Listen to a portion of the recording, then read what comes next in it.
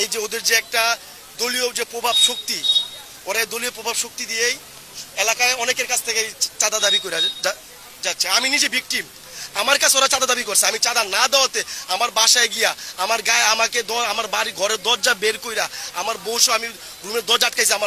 আমার বাপ মা আমার বাচ্চারা আমার দুই বন্ধু আমাকে দেখতে গেছিল, আমাকে হাসপাতালে প্রথম মারছে ওরা 11তলা বিল্ডিং এর নিচে।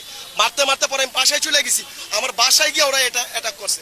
আমার দরজা ভাঙ্গা বের কইরা আমাকে মারতে মারতে পরে আমি দিশারা আমার চুলের মুঠি ধরে আমার বাপ আমার বোন ছিল, আমার বোনেরা পরে ওদেরকে আমার কাছে জান বিকেছে, আমাকে বাঁচাইছে। এই ভিডিও সহ সবকিছু আছে। আমাকে মাইরা ধুয়ে ফালাইতো, আমার ঘর থেকে লুটপাট করে টাকা পয়সা মোবাইল আমার সব নিয়ে এসে পড়ছে।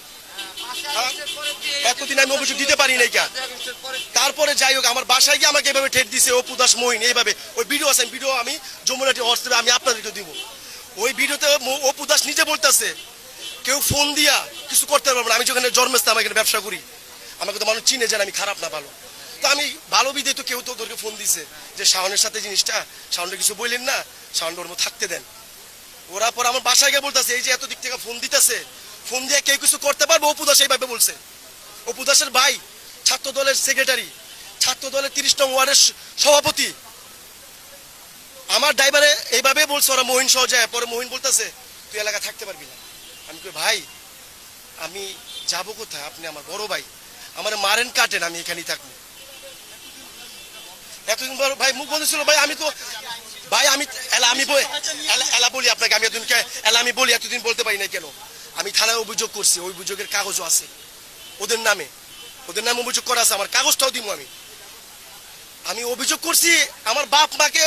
এই ঘটনার গত সোহাগবার ঘটনার একদিন আগে আমার বাপকে ঠেট দিয়ে বলছে, আমাকে তো বলছে কল রেকর্ডও আছে, আমাকে তো বলছে অভিযোগ উঠানোর জন্য। তার এই ঘটনা একদিন আমার বাপের বলছে আজ কি শেষ, আর বলবো না, অভিযোগটা দিছি কেন। তা আমি মামলা করলে তো আমি যে এলাকায় থাকবো তার নিশ্চয় দেখি অভিযোগ দিছি। তারা আমাকে ঠেটের পরে ঠেট ফোনে আমার বাপের আমার মারে যেন আমি অভিযোগ উঠে ফেলি। আমার আত্মীয় স্বজন পরিবার এখানে, আমি এখানে ব্যবসা করে আমার আত্মীয় স্বজন আছে, তাদেরকে সম্পূর্ণ ঠেট দিতেছে। আমাদেরকে পুরো আমাদের পরিবার, আমি তো একলা না। এখন আমি পরিবারের দিকে তাকায় হয়তো আমি কি করবো, আমি একলা মরবো, তাদেরকেও মারবো।